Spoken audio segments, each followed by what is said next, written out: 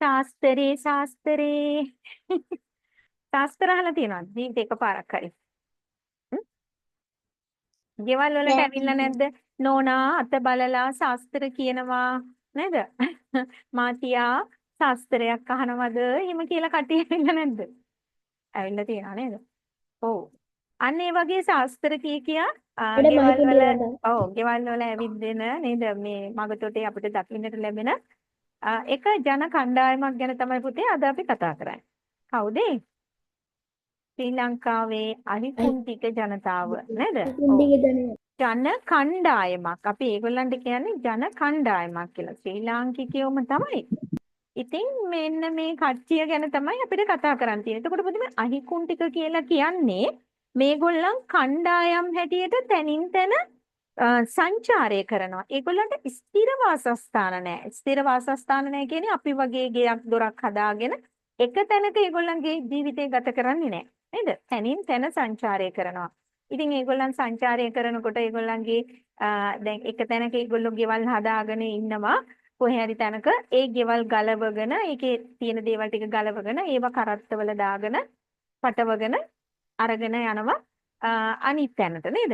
ඉතින් ගොඩාක් වෙලාවට මේ අහිකුන්ටික ජනතාව පුතේ නාගරික සමාජය අපිට වැඩි දකින්නට ලැබෙන්නේ නැහැ.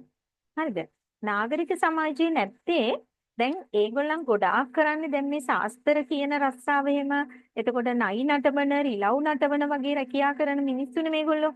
එතකොට නගරේ ඉන්න මිනිස්සු ගොඩාක් වෙලාවට ගෙවල් වල ලොකුවට තාප්පයක් බැඳලා නේද ගේට්ටුවක් දාලා සමහරට අරින්නෙම නෑ නේවා. ඉතින් ඒ වගේ ගෙදරකට ගිහිල්ලා ශාස්ත්‍ර කියන නයි නටවන්න රිලව් නටවන වැඩේ කරන්න ඒගොල්ලන්ට අමාරුයි. ඒ නිසා එයාලා ගොඩාරියක් ගම්මානවල තමයි පුතේ මේ සංචාරක ජීවිතේදී මේ කියන්නේ කොහේ හරි තැනක නතර වෙනවා නම් මේ ගම්මානයක් තමයි මේගොල්ලෝ තෝරගන්නේ. ගමක්. හරිද? එක ළඟ චූටි චූටි කූඩාරම් ටිකක් ගහගෙන මේගොල්ලෝ ඉන්නවා. අපිට ඔළුව ඒ කියන්නේ හිටගෙන ඒකස්සේ ඇවිදින්න බෑ නේද? ඕගොල්ලෝ දැකලා තියෙනවද කරත්තය? ගොන් කරත්ත දැකලා තියෙනවද පුතාලා? එන්නේ කරත්ත අඹරාව කියලා කියන්නේ කරත්තේ ගේ වගේ එකක් තියෙන්නේ. දැකලා තියෙනවද? කරත්ත ගේ වගේ එකක් තියෙන්නේ මෙන්න මෙහෙම. මෙන්න මේ වගේ කරත්තේ ඔන්න ඔය වගේ කොටසක් තියෙන්නේ. ඔන්න ඕක තමයි මේගොල්ලෝ මේ ගේ වගේ ඔහොම හදාගන්නේ නේද? මෙන්න මේක තමයි මේගොල්ලෝ මේ කරත්ත අඹරාව කියලා කියන්නේ. ඔන්න ඔය වගේ මේගොල්ලන්ගේ ගේ ඉස්සරහා කොටස. එතකොට අපි ඔකට කියනවා කරත්ත අඹරාවක් වගේ කියලා. කරත්ත අඹරාවක් කියන්නේ කරත්තයක අර වහල ඔය හැඩේනේ තියෙන්නේ. මෙන්න මේ වගේ ගෙවල් තමයි తాවකාලික පැල්පත් තමයි පුතේ මේ මිනිස්සු හදාගන්නේ. එතකොට මේ අය ගැන පුතේ 550 ජාතක පොතේ සඳහන් වෙනවා චම්පෙය්‍ය කියලා ජාතකයක් තියෙනවා 550 ජාතක පොතේ. අන්න ඒකේ මේ අහිකුන්ටික ජනතාව ගැන සඳහන් වෙනවා. ඒ වගේම තමයි සද්ධර්මා ලංකාරය කියලා අපේ පුරාණ ගද්‍ය කෘතියක් තියෙනවා. හරිද? ඒකෙත් මේ අහිකුන්ටික ජනතාව ගැන සඳහන් වෙනවා. දැන් ලංකාව ගත්තාම උතුරු නැගෙනහිර උතුරු මැද සබරගමුව ඒ වගේම නැගෙනහිර කියන පළාත්වල තමයි පුතේ මේ අහිකුන්ටික ජනතාව අපිට වැඩි වශයෙන්ම දකින්න ලැබෙන්නේ. හරිද? හැම පළාතකම දකින්න හම්බෙන්නේ උතුරු මැද ඊට පස්සේ නැගෙනහිර ඒ වගේම සබරගමුව කියන පළාත්වල දනිඳු දැකලා තියෙනවද? අපි ආйти වෙන්නේ සබරගමුවට නේද? ඉතින් අපි නම් දැකලා තියෙනවා ඒගොල්ලෝ චූටි චූටි ගෙවල් හදාගෙන ඉන්නවා. හරි කරදරයක් මේ මිනිස්සු. ඇයි මේගොල්ලෝ ඇවිල්ලා කොහේ හරි ටිකක් ලොකු ඉඩමක් තමයි ඒගොල්ලෝ හොයාගන්නේ. ලොකු ඉඩමක තමයි මේගොල්ලෝ අවසර අරගෙන ටික කාලයකට ඉන්නේ. ටික කාලයක් ඉඳලා මේගොල්ලෝ මෙතනින් යනවා. ඒගොල්ලන්ගේ පුතේ මතයක් තියෙනවා, විශ්වාසයක් තියෙනවා. දවස් 7යි ඒගොල්ලන්ට එක තැන රැඳෙන්න පුළුවන්. දවස් 7කට වඩා හිටියම ඒගොල්ලන්ගේ කෑම බීම වල පණුවම ගහනවා කියලා. හරිද? ඉතින් ඇත්තටම වෙලා තියෙනවද කියලා අපි දන්නේ නැහැ. නමුත් ඒ අය අතර තියෙන මතයක්. ඒ නිසා ඒගොල්ලෝ දවස් 7කට වඩා එක තැනක රැඳෙන්නේ නැහැ. ඊට පස්සේ ඔය දවස් 7 මහා කරදරකාරී දවස් 7ක්. ඇයි ඒ? හදිසියෙන්වත් අහල පහල හිටියොත් මේගොල්ලෝ හරි කරදර කරනවිලා නේද? ශාස්ත්‍ර අහනවද කියයි, රිලව් නටවන්න නේද? නයි නටවන්න එහෙම මේගොල්ලෝ ගොඩාක් වෙලාවට එනවා. ඒගොල්ලන්ගේ වැඩක් තියෙනවා. ඉස්සෙල්ලාම ශාස්ත්‍ර අහන්න කියලා ශාස්ත්‍රයක් බලනවද නෝනා මහත්තයා කියාගෙන ඇවිල්ලා කොහොම හරි අපි අත දෙන්න කලින් අපිට මොන හරි කියනවා. ඉතින් අපි චග්ගල අහු වෙනවා. දැන් මේගොල්ලන්ට නිකන් එහෙම හැකියාවක් නෑ පුතේ. මිනිසුන්ට එහෙම තව කෙනෙකුගේ ජීවිතය ගැන කියන්න බෑ. නමුත් මොකද්ද මන් දන්නේ වෙනස යම් වෙලාවට මේ මිනිස්සු කියන මොකක් හරි එකක් දෙකක් මිනිස්සුන්ට හරි වගේ දැනෙනවා. ඊට පස්සේ අපේ මිනිස්සු මොකද කරන්නේ? අත දීලා ශාස්ත්‍රය අහනවා. ඉතින් ඔය අතර මොනවා හරි ළඟින් යන දේවල් ටිකක් කියවෙනවා. අපේ කටින්ම උත්තරේ අරගෙන මොන හරි කියලා නෝනාට මේ පහුගිය දවස්වල බොහොම කරදර තිබුණා කියනකොට ඔව් තිබුණා මේ පහුගිය දවස්වලම අපේ ගෙදර ළමයි ටික ඔක්කොම ලෙඩ වුණා මහත් වෙලෙන ඕම කියලා කටෙන් එළියට පැනපු ගම ඒක අල්ලගෙන ඒක දිගේ යනවා නේද? ඉතින් ඔන්න ඔය විදිහට කොහොම හරි මේ අය ශාස්ත්‍ර කියලා මුදලකුත් අරගෙනම තමයි යන්නේ. ඒ තරම් මේගොල්ලන් හරි දක්ෂයි. තමන්ගේ වැඩේ කරගන්න හරිම දක්ෂයි. ඉතින් මෙන්න මේ කියන අහිකුන්ටික ජනතාව ගැන තමයි පුතේ අද අපිට කතා කරන්න තියෙන්නේ. එතකොට අපි දන්නවා ඉන්දියාවේ තියෙන පුතේ කුරව කියලා ගෝත්‍රයක්. මොකද්ද ගෝත්‍රයේ නම? කුරව. මෙන්න මේ කුරව කියන ගෝත්‍රයට නෑකම් කියනවා. ඒ කියන්නේ ගෝත්‍රයට සමානයි කියලා පර්යේෂකයෝ කියලා තියෙනවා. අපි නෙමෙයි මේ අහිකුන්ටික ජනතාව ගැන පර්යේෂණ කරන අය ඉන්නෝනේ. ඒගොල්ලෝ කියනවා ඉන්දියාවේ තියෙන කුරව කියලා ගෝත්‍රයක් මේ අහිකුන්ටික ජනතාව මේගොල්ලන්ට බොහොම සමානකම් දක්වනවා කියලා. ඉතින් අපි මේගොල්ලන් ගැන ඉගෙන ගන්නේ ඇයි? මේගොල්ලනුත් ජන කණ්ඩායමක්නේ නේද? දැන් ලංකාවේ මේ ජන කණ්ඩායම ජීවත් වෙනවා. ඉතින් ඒ නිසා අපි මෙයාලගේ ඒ කියන්නේ මේගොල්ලන්ගේ ජීවනෝපායන් මොනවද? මේගොල්ලන්ගේ චාරිත්‍ර වාරිත්‍ර මොනවද? නේද? මේගොල්ලන්ගේ හැසිරීම් කොයි වගේද? ඒ වගේ දේවල් දැනගන්න අපිට මේ පාඩම දීලා තියෙන්නේ. අපි බලමුද චුට්ටක් පාඩම එහෙනම් මොනවද කියලා තියෙන්නේ කියලා. ඔව්. මොන පාඩමේ කියන පුතේ අහිකුන්ටික ජනයා සාමාන්‍යයෙන් වෙසෙන්නේ තල්කොළ වලින් තනා ගන්නා తాවකාලික පැල්පත් වලින්. මං කිව්වේ මේගොල්ලන්ට ස්ථිර වාසස්ථාන නැහැ කියලා නේද? උළු සෙවිලි කරලා එතකොට හොඳට මේ ගඩොලින් හරි මොනාගෙන් හරි ශක්තිමත් බැඳපු බිත්ති සහිත ගෙවල් මේගොල්ලන්ට නැහැ නේ. ආරක්ෂිත ගෙවල් මේගොල්ලන්ට නැහැ. తాවකාලික පැල්පත් තමයි තියෙන්නේ. එක තැනක දින කිහිපයකට වඩා නොරැඳෙන බැවින් ඔවුන් නිවාස සකස් කරන්නේ තැනින් තැන ගෙන යා හැකි ආකාරයට. දැන් ඒගොල්ලන්ට මං කියන්නේ මේගොල්ලන්ට එක තැනක ගොඩාක් කල් රැඳෙන්න බෑ කියලා. අන්න ඒ නිසා විශේෂයෙන්ම මේගොල්ලන්ගේ රැකියා කටයුතු තියෙන ශාස්ත්‍ර කීම නයින් නැටවීම රිලව් නැටවීම වගේවනේ. ඉතින් පුතේ ඒව කරන්න එක තැනක ඒගොල්ලන් කාලයක් ඉන්නකොට ඒ ප්‍රදේශයේ මිනිස්සු ශාස්ත්‍ර අහලා මේ රිලව්ගේ නැටුම් නයින්ගේ නැටුම් බලලා සදෙව් හැමදාම මේක කරන්න බෑනේ නේද? ඒගොල්ලන්ටත් ඒක බලලා ඇති වෙන දවසක් තියෙනවා. එතකොට අරගොල්ලන්ගේ රැකියාවන් කරන්න මේ ප්‍රදේශයේ සුදුසු නෑ. ඒගොල්ලෝ වෙන ප්‍රදේශයකට යනවා. ඒ වගේම කියනවා ගෙවල් තැනින් තැනට අරන් යන්න පුළුවන්ලු. ඇයි උස අඩි 5ක් පමණ වන මේ පැල්පතක් දිගින් අඩි 9ක් හා පළලින් අඩි 7ක් පමණ වේ. දිගින් අඩි 9ක් හා පළලින් අඩි 7ක්. එතකොට ඊටමත් කුඩායි ගෙවල්. ඒතර මේක ඇතුලේ තමයි පුතේ මේගොල්ලන්ගේ ලට්ට ලොට්ට ඔක්කොම තියෙන්නේ නේද? මේගොල්ලන්ගේ අඳින ඇඳුම් පැළඳුම් උයන පිහන වාජන එතකොට මෙයාලගේ නිදා ගන්න එළන ඒවා ඔය හැමදේම මේගොල්ලන්ගේ බෑග් මලු ඔය සේරම මේකේ යස්සේ තමයි තියෙන්නේ නේද? ඉතින් හරි අමාරු ජීවිතයක් පීඩාකාරී ජීවිතයක් ගෙවන ජන කණ්ඩායමක්. කරත්ත අඹරාවක හැඩේ ගන්නා මේ පැල්පත්වල මං කිව්වේ කරත්තේ වහල වගේ කියලා. කරත්ත අඹරාවක හැඩේ ගන්නා මේ පැල්පත්වල තම අසතු උපකරණ සියල්ල තබා ගැනීමට ඔවුහු කටයුතු කරති. දැන් කිව්වනේ ඒගොල්ලන්ගේ උපකරණ ඔක්කොම මේ ගෙවල් ASCII තියාගන්න ඒගොල්ලෝ උත්සාහ කරනවා. ඒ වගේම පුතේ මේගොල්ලෝ පාවිච්චි කරන දේවල් ටිකක් තියෙනවා. හැබැයි මේගොල්ලෝ අපි කියන වචන නෙමෙයි කියන්නේ. නේද? මෙයාලගේ භාෂාව වෙනස්. මොනවද මේගොල්ලෝ පාවිච්චි කරන දේවල්? මස්කට්. මොකද්ද පුතේ මස්කට් කියන්නේ? මස්කට් එහෙම නෙමෙයි. පිහිය. පිහියට කියනවා මස්කට් කියලා නේද? ඒ වගේම රෝලු ඒගොල්ලන්ගේ තියෙන උපකරණයක්. වංගෙඩිය.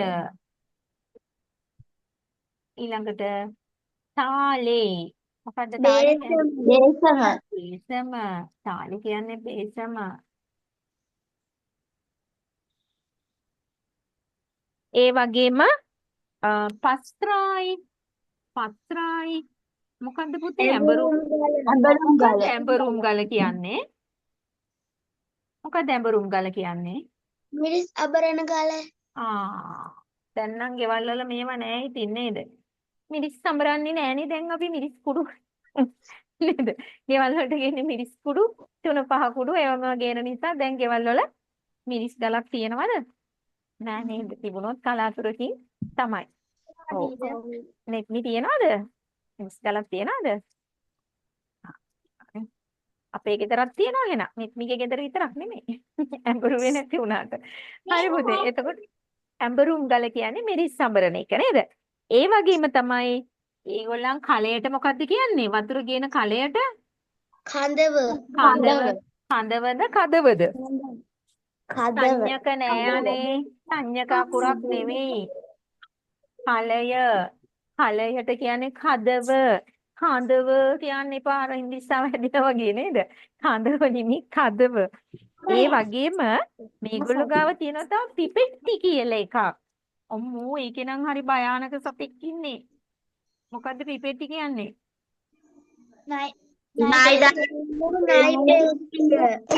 පෙට්ටිය. අම්මෝ නයි පෙට්ටියට කියනවා පිපෙට්ටි කියලා නේද? ඒකටම කියන පුතේ පේලාව කියලා. හරිද? නයි පෙට්ටියටම කියනවා පේලාව කියලාත් කියනවා. පෙට්ටිය ඇතුලේ දාගෙනනේ නයා ඉන්නේ නේද? තව මොනවද තියෙන්නේ? කුණ්ඩ කියලා જાතියකුත් තියෙනවා. කුණ්ඩ කෑම උයන වලං නේද? කෑම පිසින වළඳ. කෑම පිසින වළඳ. වලකට කියනවා කුණ්ඩ කියලා. දැන් ඉතින් මේවා මතක තියාගෙන ඉන්න ඕනි. ඇයි ඒ? විභාගෙට අපෙන් අහනවා. මස්කට් කියන වචනේ දෙනවා. කතා කරාද මට කවුරු හරි? පිහිය ලිව්වේ නැද්ද? මස්කට් ඔයක තමයි ලිව්වේ. ඔව් අහනවා විභාගෙට දෙනවා. පිහිය කියලා දුන්නොත් ඔයගොල්ලෝ කියන අහිකුන්ටික ජනතාව භාවිත කරන වචනේ. ඊළඟට මස්කට් කියලා දුන්නොත් ඒකට පොදු ව්‍යවහාරය ලියන්න. එතකොට අපේ වචනය සිංහලෙන් අපි කියන වචනේ මොකද්ද? පිහිය. ඒගොල්ලෝ කියන්නේ මස්කට්. හැබැයි මස්කට් කියලා මම කියා ගන්න නැහැ. හරිද? මස්කට්. හරිද? එතකොට මොනවාද මේ අහිකුන්ටික ජනතාව භාවිතා කරන උපකරණ ටිකක් නේද? භාවිත කරන උපකරණ ටිකක්. ඔවුන්ගේ උපකරණ කිහිපයකි. ජීවනෝපාය සඳහා ඔන්න බලන්නකෝ. සඳහා නටවන ණයාද බඩුගෙන යාම සඳහා උපකාර වන බූරුවාද ආරක්ෂාව ලබා දෙන සහ දඩේමේදී සහාය වන බල්ලාද මොවුන්ගේ ජීවිතය හා බැඳුණු සත්තු වෙති. ඒගොල්ලන්ගේ ජීවිතයත් එක්ක බැඳිච්ච සත්තු 3 දෙනෙක් ඉන්නවා. කවුද? බල්ලා, බූරුවා, ණයා. නේද? බල්ලා, බූරුවා, ණයා. ඔව්. බූරුවාගෙන් ඒගොල්ලෝ මොනවාද ගන්න වැඩ ටික? බූරුවාගෙන් මොනවාද ගන්න වැඩ? ඒගොල්ලන්ගේ බඩු එහා මෙහා අරගෙන යන්න බර ඔසවගෙන යන්න බූරුවාව පාවිච්චි කරනවා. බල්ලා එයාලගේ ආරක්ෂාවට ඒගොල්ලෝ දඩේ මේ යනකොට නේද? ඔව් ණයා මොකටද? ජීවනෝපාය වල රස්සාව කරන්න. එයාලා ණයි නටවලා මුදල් හොයනමනේ. ඒගොල්ලන්ගේ රැකියාවට ණය ඕනේ නේද? එතකොට මේ කියන සත්තු 3 දෙනාම අහිකුන්ටික ජීවිතය මිනිසුන්ගේ ජීවිතත් එක්ක බද්ධ වෙලා බැඳිලා ඉන්න සත්ව කොට්ටාශයන්. මේ සතුන් ආදරයෙන් රැක බලා ගැනීම ඔවුන්ගේ සිරිතයි. ඉතින් එයාලට උපකාරී වෙන මේ සත්තු ගොඩාක් ආදරෙන් පුතේ එයාලා බලා ගන්නවලු නේද? එහෙම වෙන්න ඕනිනේ නේද? එහෙම වෙන්න ඕනිනේ. බල්ලා බූරුවා ණයා කියන මේගොල්ලන්ගේ ජීවිතත් එක්ක බැඳිලා ඉන්නේ. මේගොල්ලන්ගේ ඕනෑ එපාකම් සඳහා මේ සත්තුන්ගේ ලොකු සහයක් තියෙනවා. ඒ නිසා මේගොල්ලෝ බොහොම ආදරෙන් මේගොල්ලෝ බලා ගන්නවලු.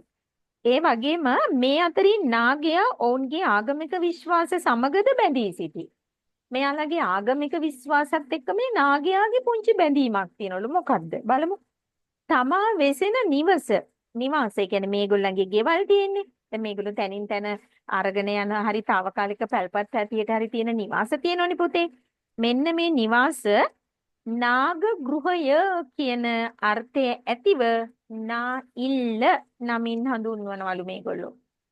මොනවාද මේ ගෙවල් හඳුන්වන්නේ මේගොල්ලෝ? නා ඉල්ල කියලා. නා ඉල්ල නේද? දැන් දෙමළෙන් කියන්නේ ඉල්ලේ කියලා කියන්නේ.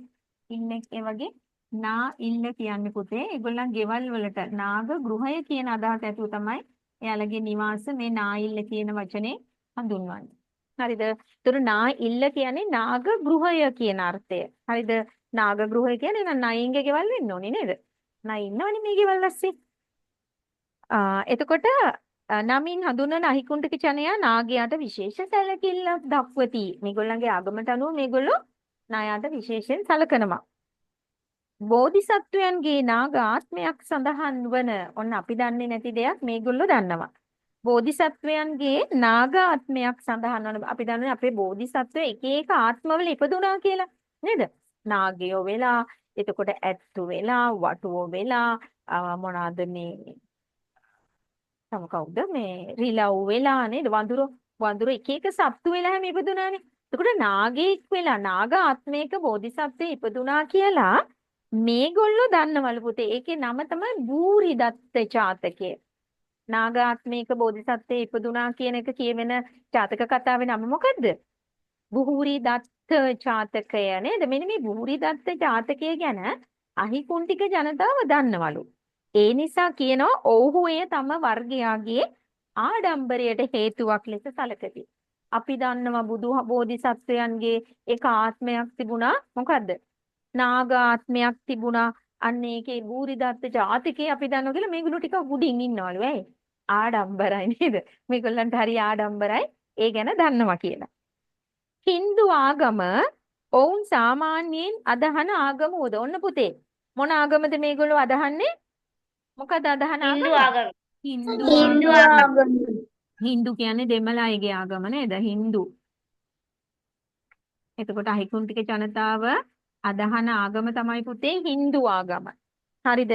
හැබැයි කියනවා එහෙම එසේ වුවද ආගම වුවද බෞද්ධ ආගමික විශ්වාසයේ මත පදනම්ව පොය දිනවල සතුන් මැරීමෙන් වැළකී සිටිනු දැකිය හැකිය.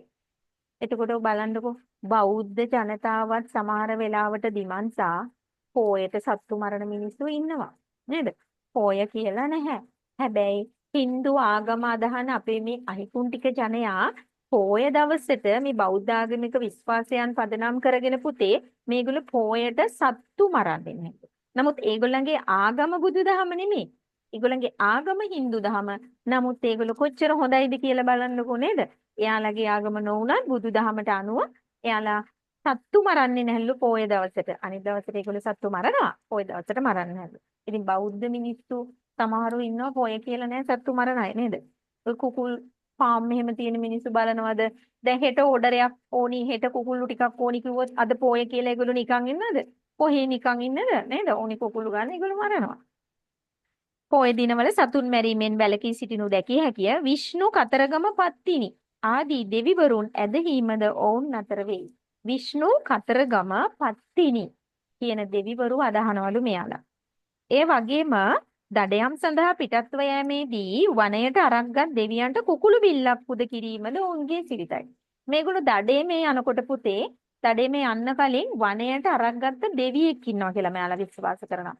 එතකොට මේ දෙවියෝ වෙනුවෙන් කුකුලෙක් බිල්ලට දෙනවා. මොකද්ද බිල්ලට දෙනවා කියන්නේ?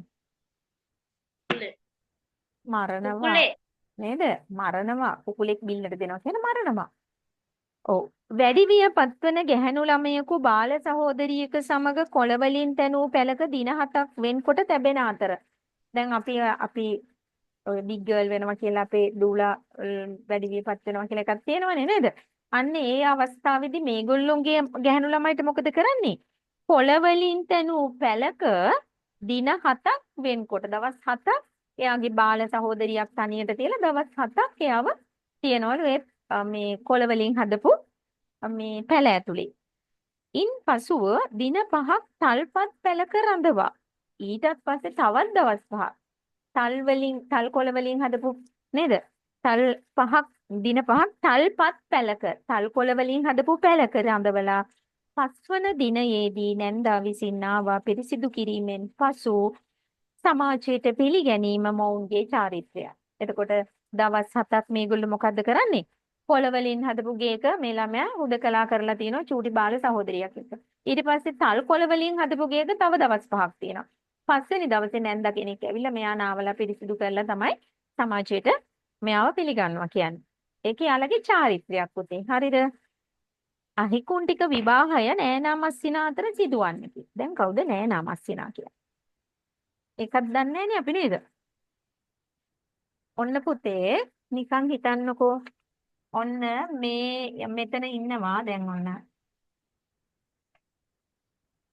මෙයා ඇවිල්ලා ගැහණු ළමයි. හරිද? මේ අක්කා. ඊට පස්සේ මෙයා මල්ලි කියමුකෝ. හරිද? මේ අක්කයි මල්ලි. ඊට පස්සේ මේගොල්ලෝ ලොකු වෙනකොට මෙයා පිරිමි ළමයෙක්ව කසාද බඳිනවනේ. හරිද? ඊට පස්සේ මෙයා ගැහණු ළමයෙක්ව කසාද බඳිනවා. අක්කයි මල්ලි දෙන්න ලොකු වුණාම කසාද බඳිනවා. හරිද? දැන් මේ දෙන්නා කසාද බැන්දා, මේ දෙන්නා කසාද බැන්දා. දැන් මේගොල්ලන්ට ඉන්නවා චූටි පබෙක්. අපි කියමු එයා දුවෙක් කියලා. එයා දුවෙක්. ඊට පස්සේ මේ දෙන්නට ඉන්නවා පුතෙක්. හරිද? අක්කයි මල්ලි ඉන්නවා එක පවුලක නැත්නම් අක්කයි අයියයි කියන්නකෝ. මේ දෙන්න මේ අක්කා කසාද බැඳ වෙන පවුලක පිරිමි ළමයි. අයියා කසාද නම් මල්ලි හරි අයියා හරි කසාද බැඳ තව ගෑනු ළමයි. දැන් මේ අක්කටත් ඉන්නවා අක්කට දුවෙක් ඉන්නවා. ඊට පස්සේ මල්ලිට පුතෙක් ඉන්නවා. අපි කිය මේ අයියා කියලා. අයියට පුතෙක් ඉන්නවා නංගිට දුවෙක් ඉන්නවා. දැන් මේ දෙන්න ඉන්නේ මේ දෙන්නා කසාද බඳිනවා. හරිද? එතකොට අපි මෙයා නෑ න මෙයා මස්සිනා. මේවා දැන් කාලේ නෑ. ඉස්සර කාලේ තිබුණා. හරිද? ඒ කියන්නේ මාමගේ දුවයි නැන්දගේ පුතයි නැන්දගේ දුවයි මාමගේ පුතයි ආන්න ඒ වගේ තමයි නෑන මස්සිනා කියන. ඒතර අහිකුන්ටික ජනතාව කසාද බඳින්නේ ඔන්න ඔය විදිහට. හරිද? නෑනා මස්සිනා විවාහය. එතකොට මේ කියන්නේ සහෝදරයයි සහෝදරියයි දෙන්න කසාද බැන්දම ඒ දෙන්නගේ ළමයි දෙන්නත් තමයි නෑනලා මස්සිනා වෙන්නේ. ඒගොල්ලෝ කසාද බඳින්නේ. චාරිත්‍රයක් හැටියට ඒගොල්ලෝ කරන්නේ අහිකුන්ටික ජනතාව එහෙමයි විවාහය. හරි? අහිකුන්ටික විවාහය නෑනා මස්සිනා අතර සිදුවන්නකි සිය රැහේ කියන්නේ පුතේ මේ අහිකුන්ටික කණ්ඩායමක් තියෙනවනේ නේද? රැහේ සුදුසු අයෙකු නොමැති අවස්ථාවක අන් රැහැනකින් සුදුස්සකු සොයා ගැනීමට සිදුවේ. එතකොට තමන්ගේ කණ්ඩායමේ තමන්ට මේ මස්සිනා වෙන කෙනෙක් හරි නෑනා වෙන කෙනෙක් හරි නැත්තම් තව අහිකුන්ටික කණ්ඩායමක බලනවා ඊට ගැළපෙන කෙනෙක් ඉන්නවද කියලා. එහෙම ඉන්නවනම් ඒ දෙන්න හරි කසාද බඳිනවා. මංගල දිනයේදී මනාලිය සුදු පැහැ වස්ත්‍ර වලින් සැරසී. දැන් අපේ මනමාලිය මොනවද අඳින්නේ? ඒත් සුදුනේ. කරදර කරන්න එපා නෙත්නිගේ මල්ලි. අක්කට කරදර කරන්න එපා. ඔයා පැත්තකින් අහගෙන ඉන්නකො හොඳ. හරිද පුතේ? එතකොට මේ සුදු පාට. දැන් අපේ මනමාලියත් ගොඩාක් කලාවට සුදු අඳිනවනේ. දැන් නම් ඉතින් විවිධ වර්ණ යනවා නේද? ඔෆ් වයිට් කියයි, ක්‍රීම් පාට කියයි. ඉතින් ඔය වගේ යනවා දැන්. නමුත් අපි සාමාන්‍ය මනමාලියෙක්වම සුදු පාට සාරියක් තමයි අපිට මැවෙන්නේ. එතකොට මේගොල්ලන්ගෙත් මනාලිය සුදු පැහැ වස්ත්‍ර වලින් සැරසී රිදී සහ වීදුරු ඇට මාල වීදුරු ඇට මාල තමයි මේගොල්ලෝ පළඳින අතර මනාලයා කහ කමිසයක් සහ සරමක් හැඳ ජටාවක් කිසේ බැඳ ඔළුව වටේ තලප්පාවක් වගේ ජටාවකුත් බඳිනවලු මනමාලයා. ඒ වගේම කළු ඇට මාලයකින් සහ අත් වලලු වලින් සැරසේ. මනමාලයක් කළු පාට ඇට මාලයක් දානවලු අත් වලට වලලුත් දානවලු. මනාලියගේ මුහුණ සහ හිස සුදු පැහැ රිදි කඩකින් ආවරණය කරේ. දැන් අපේ මනමාලියෝ අපි වේල් එකෙන් මෙහෙම මූණ වහන්නේ. ඒ වගේ මේගොල්ලන්ගේ සුදු පාට රෙද්දකින් මූණ ආවරණය කරනවලු මනමාලියගේ. මනාල යුවලගේ දකුණත් වල කහ කැබැල්ලක් බැඳ දෙන්නගේම දකුණු අත් දෙක අරගෙන කහ කෑල්ලක් බඳිනවලු. හරිද? කහ කැබැල්ලක් බැඳ මුහුණට කහ දියර ඉසීමෙන්. දන්නවනේ කහ දියර කහ දාලා වතුරට දී කරලා හදාගන්නේ නේද? කහ දියර මුහුණට ඉසලා පූසාරිවරයාගේ ආශිර්වාද. පූසාරි කියන්නේ ඒගොල්ලන්ගේ ආගමික නායකයා. පූසාරිවරයාගේ ආශිර්වාද ශ්ලෝක ගායනයේ මැදේ මනාලයා මනාලියගේ ගෙලෙහි තැලිය බඳි. අර අපේ මනමාලිට අර පෝරුවේ ඉන්නකොට මනමාලයා තැල්ලක් බඳින්නේ. ආන්න ඒ වගේ මේ මනමාලයා මනමාලිගේ බෙල්ල තැල්ලක් බඳිනවා. අනතුරුව මාමා කෙනෙක් යුවලගේ සුළඟිලි එක්කොට. ඒක නම් අපෙත් තියෙනවනේ නේද? මේ චූටි ඇඟිලි දෙක දෙන්නගේ අරන් ගැට ගහලා සුළඟිලි එක්කොට පිත්තල සෙම්බුවකින්. සෙම්බුව කියන එක දැකලා තියෙනව නේද? අර චුටි කලයක් වගේ තියෙන පිත්තල පාට. පිත්තල සෙම්බුවකින් අතපැන් වත්තරයි. අර වක් කරන්නේ අතපැන් වක් කරන්නේ අපි අපේ මනමාලියන්ටත් මනමාලියන්ටත් අපි දැකලා තියෙනවනේ. ඒකම තමයි හොඳේ. මනාලයා මෙදින මනාලියගේ අතේ වලල්ලක් පැළඳවිය යුතු අතර දෑතෙහිම වලලු පළඳින්නේ විවාහක ස්ත්‍රීන් පමණි. අහිකුන් ටික ගැහැණු අය දැක්කම ඔයගලන්ට අඳුර ගන්න පුළුවන් මෙයා විවාහ වෙලාද මෙයා අවිවාහකයිද කියලා. එක අතක විතරක් වලලු දාලා ඉන්නවනම් එයා විවාහ වෙලා නැහැ. අත් දෙකේම වලලු දාලා හිටියොත් එයා විවාහක කාන්තාවක් නේද? අහිකුන් ටික විවාහක කාන්තාවන් විතරයිලු අත් දෙකේම වලලු පළඳින්නේ. කෙසෙල් කොළවල තබා පිළිගන්වන මංගල භෝජනය. එතකොට මේගොල්ලන්ගේ මගුල් කෑම නේද? එදා දවසේ මංගල භෝජනය කෙසෙල් පුදේ මයික් ඔෆ් කරගන්න. කෙසෙල් කොළයක තමයිලු පුදේ මේගොල්ලෝ පිළිගන්වන්නේ. එතකොට ඒ භෝජනය වළඳා ගී ගයා නටා ප්‍රීති වීමෙන් මංගල උත්සවය නිමවන අතර අපේ ඒවා වගේම තමයි ඉතින් ඊට වඩා සරල බව විතරයි නේද? කාලා බීලා නටලා ප්‍රීති වෙලා ඔන්න උත්සවය ඉවරයි. පාටි ඉවරයි. ඊට පස්සේ මොකද්ද වෙන්නේ? විවාහයෙන් පසු එළඹෙන පළමු බ්‍රහස්පතින්දා අද වගේ දවසක නේද? අදත් බ්‍රහස්පතින්දානේ. පළමු බ්‍රහස්පතින්දා ඥාතීන්ගෙන් මනාල යුවලට තෑගි ලැබේ. ඔන්න අපේ මනමාලියන්ට අපි තෑගි දෙන්නේ කවද්ද? වෙඩින් එක දවසේම අපි ඒ වෙලාවෙම ගෙනියන තෑගි ටික දීලා එනවනේ. මේගොල්ලෝ එහෙම නැහැ. කසාද බැඳලා ඒ උත්සවේ ඉවර වෙලා එළඹෙන පළවෙනි බ්‍රහස්පතින්දා.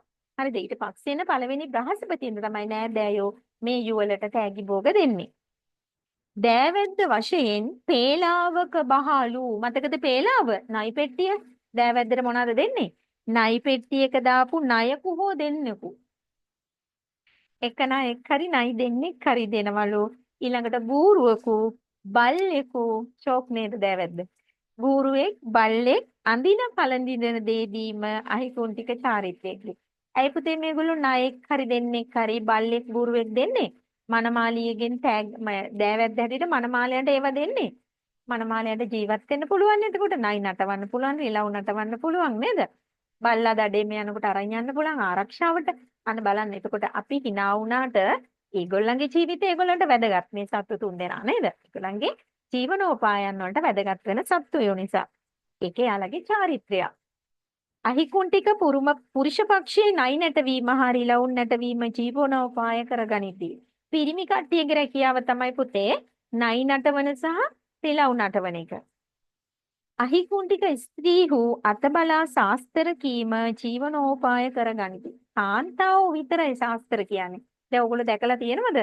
අහිකුන් ටික පිරිමි කවදාවත් වෙලා මේ නෝනා ශාස්ත්‍රයක් අහනවද මහත්තයා ශාස්ත්‍රයක් අහනවද කියලා කියන්නේ නැහැ නේද? ගෑනු අය තමයි ශාස්ත්‍ර කියන්නේ. පිරිමි කට්ටිය නයි රිලව් නැටවීම විතරයි කරන්නේ. සර්ප විෂ උරා ගැනීමට සමත් කෘත්‍රිම ගල් විශේෂයක් ඔවුන් ළඟ තිබේ. අන්න පුතේ සර්පෙක් කෑවහම ඒ සර්පයාගේ විෂ උරා ගන්න පුළුවන් කෘත්‍රිම ගල්. ඒ කියන්නේ හදපු ගල් විශේෂයක් මේගොල්ලෝ ගාව තියෙනවලු. ඒවා සාදා ගන්නා ක්‍රමය ගෝත්‍රයේ පාරම්පරික රහසක්සේ සැලකේ. මේ ගල් හදන්නේ කොහොමද කියලා ඒගොල්ලන්ගේ ගෝත්‍රයේ පාරම්පරික කියන්නේ අතීතයේ ඉඳලා එන රහසක්. ඒක කාටවත් ඒගොල්ලෝ කියන්නේ නැහැ. සිය කණ්ඩායමේ විශ්වාසය දිනාගත් පාලනයට දක්ෂ අපක්ෂපාතීව කටයුතු කරන මනා අවබෝධයකින් යුක්ත 30 විය ඉක්ම වූ වැඩිහිටියෙකු සියලු දෙනාගේ කැමැත්තෙන් කණ්ඩායමේ නායකයා හෙවත් ආරච්චි ලෙස පත් කර ගැනීමට අහිකුන් ටික ජනයා වැඩ කටයුතු කරති. 30 විය ඉක්ම වූ කියන්නේ මොකද්ද? 30 විය කියන්නේ අවුරුදු කීයක්ද? අවුරුදු 30ක් නේද? අවුරුදු 30 පහු 30ට වැඩි 30 විය ඉක්ම වූ 30ට වැඩි කෙනෙක් තමයිලු මේගොල්ලෝ කණ්ඩායමේ නායකයා කරන්නේ. එයා ළඟ මෙන්න මේ ලක්ෂණ ටික තියෙන්න ඕනේ. මොනවද තියෙන්න ඕනේ? කණ්ඩායමේ හැමෝගෙම විශ්වාසය දිනා ගන්නවා. නේද? හැමෝම කැමති කෙනෙක් වෙන්න එපයි. නැත්තම් ඉතින් නායකයා වෙලා බෑනේ. ප්‍රශ්න ඇති වෙනවනේ නේද? මුළු කණ්ඩායමේම විශ්වාසය දිනාගත්ත පාලනයට දක්ෂ. මේ කණ්ඩායම පාලනය කරන්න තිබේ නේද? පාලනයට දක්ෂ අපක්ෂපාතීව කටයුතු කරන. මොකද පුතේ අපක්ෂපාතී කියන්නේ? කාටවත් වැඩිපුර විශේෂ සැලකිල්ලක් නැහැ නේද? කණ්ඩායමේ ඉන්න හැමෝටම එක විදියට තමන්ගේ බිරිඳ ඉන්න පුළුවන් එතන, තමන්ගේ දරුවෝ ඉන්න පුළුවන්. පිටස්තර ඔය කවුරු හිටියත් අපක්ෂපාතීව කියන්නේ හැමෝටම එක විදියට තමයි. අර එක හැන්දෙන් බෙදනවා කියලා අපි කියන්නේ. එක විදියට සලකන්නේ යන්නේ ඒකට අපි කියනවා අපක්ෂපාතී කියලා. එතකොට මෙන්න මෙහෙම කෙනෙක් තමයි කණ්ඩායමේ නායකයා. එහෙම නැත්නම් එයාට නමක් කියනවා. තව මොකද? මොකද එයාට කියන්නේ? ආරච්චි. ආරච්චි නේද? මේ ආරච්චි හැටියට පත් කරගන්නේ ගමේ නෙමෙයි. අයිකොන් ටික රැහැනේ. ඒ වගේම ඔහුගේ තීරණය සියලු දෙනා පිළිගන්න අතර දැන් කණ්ඩායම් නායකයන්ට ආරච්චිගේ තීරණය හැමෝම පිළිගන්න අතර අධිකරණ නායකයා වන්නේද ඔහු. දැන් අපේ අධිකරණ නායකයා කවුද? නඩුකාරතුමා කියන්නේ අපේ යාටනේ මැජිස්ට්‍රේට් කියන්නේ නේද? එතකොට මේගොල්ලන්ගේ ආරච්චි තමයි පුතේ අධිකරණ නායකයා වෙන්නේ. උසාවියේ නායකයාත් එයා. අයහපත් ලෙස කටයුතු කරන්නේ නම් ඔහු වෙනුවට වෙනත් අයෙකු පත් කිරීමට හැකියාව තියෙනවා. බැරි වෙලා හරි මේ නායකයාගේ කටයුතු අයහපත් නම් ගැළපෙන්නේ නැත්නම් එයාව අයින් කරලා වෙන කෙනෙක් පත් කරගන්න මේගොල්ලන්ට අයිතියක් තියෙනවා. ආරවුල් සමාතර निराකරණය කර ගැනීමට අයිකුන්ටික ජනයා ක්‍රියා කරති. ඒගොල්ලන්ගේ අතර වෙන ප්‍රශ්න තියෙනවනේ.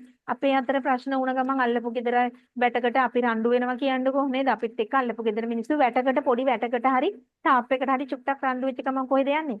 හිටපන් හොඳ වැඩක් කරන්න කියලා කඩාගෙන බිඳගෙන යනවා පොලිසිය. ගිහිල්ලා එන්ට්‍රියක් දාලා ඇවිල්ලා ඔන්න පොලිසිය ගෙනලා හිරේ දාලා මොන හරි කරනවනේ. මේ මිනිස්සු එච්චර දේවල් කරන්නේ ඒගොල්ලන්ගේ අතර වෙන ප්‍රශ්න ඒගොල්ලන් අතරම විසඳ ගන්නවා. නේද? ඒ කියන්නේ අර ගේ ගින්දර ගේ අස්සෙම තියාගන්න පිටට දෙන්න එපා කියනවා වගේ වැඩක් තමයි නේද? අපේ මිනිස්සු මොකද කරන්නේ? ගේ ගින්දර පිටට දෙනකොටක් ගාලා. ඒ මිනිස්සු එහෙම නැහැ. කණ්ඩායමේ ප්‍රශ්න කණ්ඩායම ඇතුළෙම විසඳ ගන්නවා. හොඳ ලක්ෂණයක් නේ. ඒ වගේම කියනවා පැමිණිල්ලක් ඉදිරිපත් වූ විට ආරච්චි ප්‍රමුඛ කණ්ඩායම් රැස්වීමක් පැවැත්වෙන අතර ආරච්චිත් එක්ක තව සෙට් එකක් ඉන්නවා මේකේ කණ්ඩායමක්. එතකොට මොකක් හරි ප්‍රශ්නයක් ආරවුලක් ආවහම මේ ආරච්චි අර කණ්ඩායම එකට රැස් වෙනවලු පුතේ. ඊට පස්සේ රැස්වීමක් තියෙනවා මේගොල්ලෝ නේද? ඒ අධිකරණ සභාව වෙයි. එතකොට ඒ සෙට් එක එකතු වෙලා ඒ රැස්වීම පවත්වන කණ්ඩායම අධිකරණ සභාව හැටියට හඳුන්වනවා. එම සභාව සිය සිරිත් විරිත් හා සම්ප්‍රදායන් මත පිහිටා ලබා දෙන තීන්දුව බොහෝ විට දෙපාර්ශ්වයටම පිළිගත හැකි එකකි. ඒ තීන්දුව අනිවාර්යෙන් දෙපැත්තෙමයි පිළිගන්න ඕනේ. පිළිගන්න පුළුවන් තීන්දුවක් තමයි දෙන්නේ. යම් හේකින් එසේ පිළිගැනීමට එක් පාර්ශවයක් අකමැති වූට පාර්ශවයක් කියලා කියන්නේ පුතේ එක කණ්ඩායමක්. මේ කණ්ඩායම් දෙකක් අතරනේ ප්‍රශ්නයක් වෙන්නේ. ඒතර යම් කිසි කණ්ඩායමක් ඒ තීන්දුව පිළිගන්න අකමැති වෙනවා නම් කෝරළ මාව නම් විනිසුරු වෙත ඉදිරිපත් කෙරේ. ඔන්න තව විනිශ්චයකාරයෙක් ඉන්නවා. එයාට මොකද්ද කියන්නේ? කෝරළ මාව. එයාට කියනවා කෝරළ මාව කියලා. ඔව්. කණ්ඩායම් 7කට එක් කෝරළ මාවෙක් සිටී. මේ වගේ අහිකුන්ටික කණ්ඩායම් 7කට එක කෝරළ මාවයි ඉන්නේ. හරිද? එයා කණ්ඩායම් 7ක් ගැන හොයන්න ඕනි. මීට අමතරව කැකෑරෙන තෙල් බඳුනක දකුණතේ දබරැඟිල්ල බහාලී. කැකෑරෙන තෙල් බඳුනක් කියලා කියන්නේ මොකද? තෙල් භාජනයකට තෙල් දාලා ඒක ලිපේ තියලා ඒක හොඳට රත් වෙන්න අරිනවා. ඒක රත් වෙනකොට දැන් මේ වැරද්දක් කරාම දෙන දඬුවම්. වැරදි කරාම දෙන දඬුවම්. දබරැඟිල්ල කියන්නේ මෙන්න මේකට. අපි කියන්නේ දැනගෙන ඉන්න ඕනේ මේකනේ නේද? ටක් ගාලා මේක ඒකට දාන්න කියනවා. හරිද? දබරැඟිල්ල බහාලී මර කැකෑරෙන තෙල් භාජනයට නැත්නම් අර රත් වෙලා තියෙන තෙල් භාජනයට මේ ඇඟිල්ල දාන්න ඕනේ.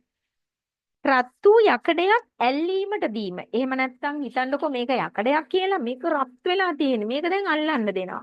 පුළුවන් ද රිසිඳු අල්ලන්න? බුදු අම්මෝ අල්ලන්න නම් පුළුවන් ඉතිබිච්ච යනවා නේද? රත් වෙච්ච යකඩයක් ඇල්ලීමට දෙනවා. එතකොට මෙන්න මේවා පුතේ ගොල්ලන්ගේ දිවුරුම් ක්‍රම. ඇත්ත කියන්න දිවුරන්න කියලා අපි කියන්නේ අන්න ඒව තමයි මේ රත් වෙච්ච යකඩයක් අල්ලන්න දෙන එක, රත් වෙච්ච තෙල් තාච්චියකට දබර ඇඟිල්ල දාන්න දෙන එක ඒගොල්ලන්ගේ ළඟ තියෙන දිවුරුම් ක්‍රම. පැමිණිලිකරු වෙනුවෙන් එක්සැලියක්ද විත්තිකරු වෙනුවෙන් පැමිණිලිකරුව කියලා කියන්නේ මොකක් හරි ආරවුලක් ඇති වුණාම ඒක ගිහින් කියන කෙනා නේද? එයා පැමිණිලිකරු. විත්තිකරු කියන්නේ ඒකට සම්බන්ධ අනිත් පාර්ශවය. මෙන්න මේ දෙන්න වෙනුවෙන් එතකොට පැමිණිලි කරු වෙනුවෙන් එක හට්ටියකුයි සැලියක් කියන්නේ පුතේ හට්ටියක් මුට්ටියක් කියන්නේ අපි. එතකොට අනිත් එක්කෙනා කවුද විත්තිකරු වෙනුවෙන් තවත් සැලියක්ද ලෙස එක සමාන සැලි දෙකක හට්ටි දෙකක් ගන්නවා සමාන හට්ටි දෙකක් අරගෙන ඒ දෙකටම සමානව හාලුයි වතුරයි දානවා ඊට පස්සේ එක ප්‍රමාණයටම දරක් දාලා ලිපවල් දෙකක මේ බත් මුට්ටි දෙක දැම්බෙන්න තියෙනවා හරිද එක විට ගිනි මොලවා කලින් පැසුණු බත හිමි තැනැත්තා නිවැරදි කරු ලෙස සැලකීමේ ක්‍රමයක්ද තිබේ. එක ගානට ගින්දර දැම්මේ, එක ගානට වතුර තිබ්බේ, එක ගාන හට්ටි දෙකක්, එක ගානට හාල් දැම්මේ. කොහොම හරි එක බත් එකක් කලින් තැම්බෙන්න ඕනිනේ. ඒ කලින් තැම්බිච්ච බත් එකේ අයිතිකාරයා නිවැරදි කරු වෙනවා. පස්සේ තැම්බිච්ච බත් එකේ අයිතිකාරයට නිකම්ම වැරදිකාරයා වෙන්න සිද්ධ වෙනවා. මේගොල්ලන්ගේ තිබ්බ එක එක දඬුවම් ක්‍රම. සංචාරක ජීවන රටාවත් සමග සංචාරක ජීවන රටාවත් සරල පැවැත්මක්. දැන් මං කියන්නේ මේගොල්ලෝ තනින් තන සංචාරක ජීවන රටාවක් මේගොල්ලන්ට තිබ්බේ තනින් තන ගිහිල්ලා ජීවත් වෙනයි කියලා. ඒ වගේම සරල ජීවන. මේගොල්ලන්ට හරි සරලයි. මේගොල්ලන්ට ඇඳම් පුටු මේස අල්මාරි රූප වාහිනී චීතකරණ නේද රෙදි සෝදන යන්ත්‍ර ඒවා මොකුත් නැහැ. බොහොම සරලයි. සරල ජීවන රටාව ඉහත දැක්වුණු පැරණි ජීවන රටාවන් වෙනස් වී ඇත. වර්තමානයේ දැන් අර කියපු හැමදේම වෙනස් වෙලා මොනවාද? මේගොල්ලෝ මේ තනින් තන ගිහිල්ලා ගෙවල් හදාගෙන తాවකාලික පැල්පත් හදාගෙන පදිංචි වෙලා ඉන්න එක මේගොල්ලන්ගේ ජීවිතයේ සරල බව ඔන්න වර්තමානයේ ටිකක් වෙනස් වෙලා තියෙනවා. ඔවුන් ස්ථිර වාසස්ථානවල ජීවත් වෙමින් පැරණි ජීවනෝපායන් වෙනුවට අර නයි නටවපු රිලව් නටවපු සාස්ත්‍ර කියපු ඒවා වෙනුවට පුතේ වෙනත් රැකියාවල නිරත වන ආකාරයද දැකිය හැකියි. සමහරවිට කුලී වැඩ කරනවා. අර අපි නාට්‍යාමි කියලා කියන්නේ අර බර ඔසවන අය ඉන්නේ නගරවල නේද? ඒ වගේ රැකියාවන් කරනවා. එහෙම නැත්නම් ওই පාරවල් වල වැඩ කරන මිනිස්සු ඇරිට මේගොල්ලෝ යම් යම් කාර්යයන් වල දැන් වර්තමානයේ නිරත වෙලා තියෙනවා. හේතුව තමයි පුතේ දැන් ඉස්සර වගේ නයි නටවනවා, රිලව් නටවනවා බලන්න මිනිස්සු එච්චර ලොකු කැමැත්තක් දක්වන්නේ නැහැ. මිනිස්සුන්ට ඕවට වෙලාවකුත් නැහැ. සාස්ත්‍ර ඇසීම කරන්නේත් නැහැ මිනිස්සු. එතකොට මේ මිනිස්සුන්ට ජීවත් වෙන්න විදිහක් නැහැනේ නේද? දැන් මේගොල්ලෝ කොහේ හරි තැනක සාමාන්‍ය ගෙයක් හදාගෙන ස්ථිරව ගෙයක් හදාගෙන එතන නතර වෙලා මොනා හරි රැකියාවක කුලී වැඩක් හරි කරලා ජීවත් වෙනවා. අර ඉස්සෙල්ලා කරපු රැකියාවන් නෙම දැන් ගොඩාක් යාළගේ ජීවිතවලින් ඈත් වෙලා තියෙන්නේ. හරිද? අහිකුන්ටික ජනතාව ගැන තමයි අපි දැන් ඔය ඉගෙන ගත්තේ. දැන් මේ පාඩම එහෙනම් පුතාලට තේරෙන්නේ නැති කියලා මම හිතනවා. තේරුණා නේද? තේරුණාද? ඔව් ටීචර්.